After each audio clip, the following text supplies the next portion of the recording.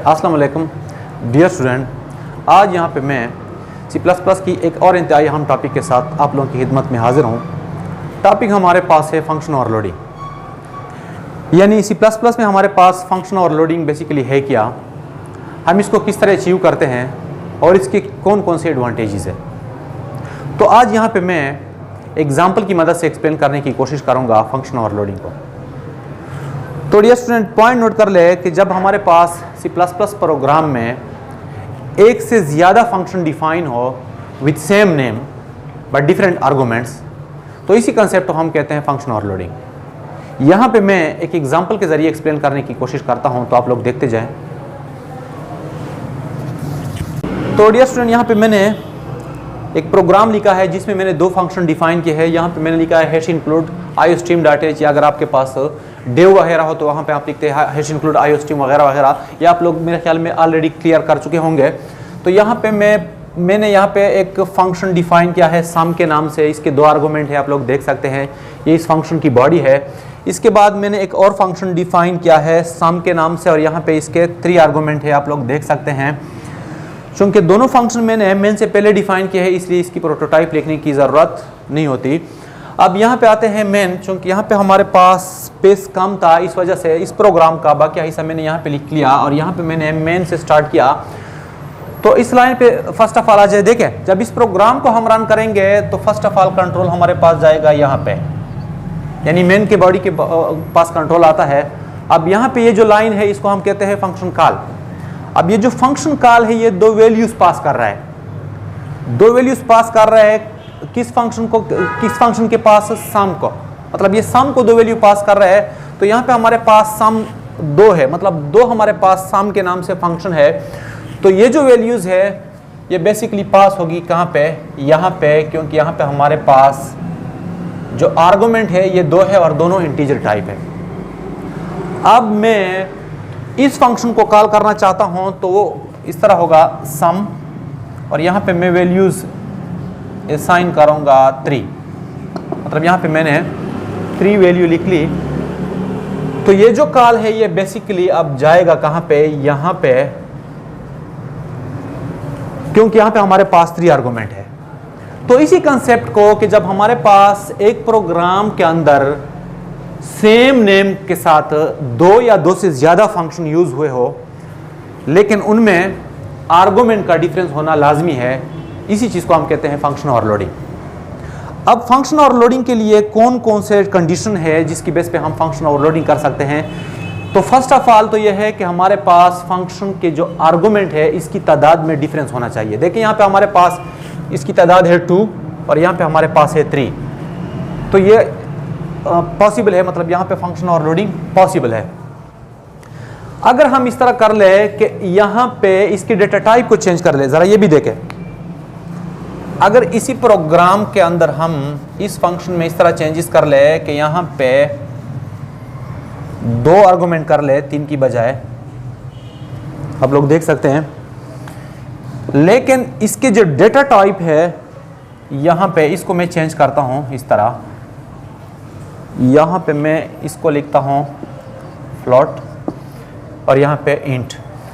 तो अब भी हमारे पास फंक्शन ओवरलोडिंग पॉसिबल है। मतलब फंक्शन ओवरलोडिंग के लिए या तो आर्गुमेंट की तादाद में डिफरेंस होना लाजमी है या उसके फिर डेटा टाइप में।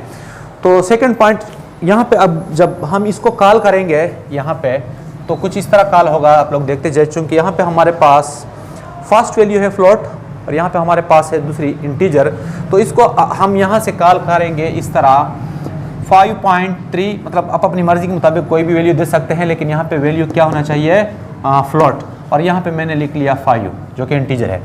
तो अब ये कॉल कहाँ पे जाएगा, ये बिल्कुल यहाँ पे आएगा। इसके बाद वही प्रोसेस होगा जिस तरह हमारे पास फंक्शन में होता है। तो फंक्शन ओवरलोडिंग के लिए हमारे पास हुआ सेकंड कंडीशन के अगर डेटा टाइप डिफरेंस हो।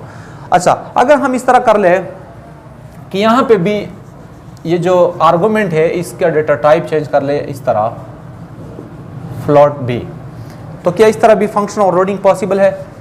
बिल्कुल इस तरह भी पॉसिबल है, क्योंकि अब यहाँ पे देखें ये जो फंक्शन है इसमें हमारे पास 2 आर्गुमेंट है ए और बी, और यहाँ पे भी हमारे पास 2 आर्गुमेंट है।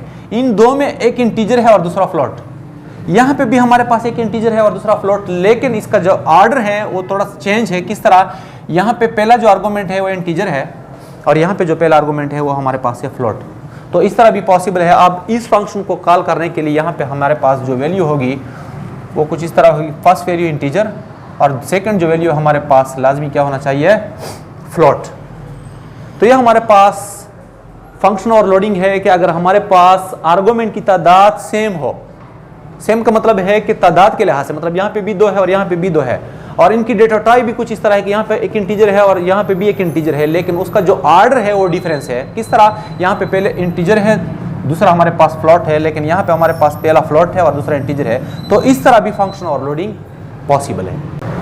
अच्छा, क्या इस तरह भी पॉसिबल है कि इस यहाँ पे जो आर्गुमेंट है इसके नेम हम चेंज कर ले, यानी अगर यहाँ पे मैं लिख लो इंट x और यहाँ पे मैं लिख लो फ्लोट y, तो क्या इस तरह और लोडिंग पॉसिबल है कि हमारे पास 2 फंक्शन हो, दोनों में 2 आर्गुमेंट्स हो, मतलब 2 या 2 से ज़्यादा भी पॉसिबल है, 2 से कम भी पॉसिबल है, लेकिन जो तादाद है वो सेम आ रही है, साथ साथ उसकी जो डेटा टाइप है वो भी सेम है। देखिए यहाँ पे इंटीजर, यहाँ पे इंटीजर, यहाँ पे फ्लोट, मतलब उसका जो ऑर्डर है वो भी सेम आ रहा है, लेकिन उसके नेम डिफरेंस है। तो क्या इस तरह ओवरलोडिंग पॉसिबल है? नहीं, इस तरह ओवरलोडिंग पॉसिबल नहीं है। यानी अगर हम सिर्फ नेम में यहाँ पे चेंजेस कर ले लेकिन डेटा टाइप सेम रहा है और उसका ऑर्डर भी सेम रहा है, तो इस तरह हमारे पास फंक्शन ओवरलोडिंग पॉसिबल नहीं है।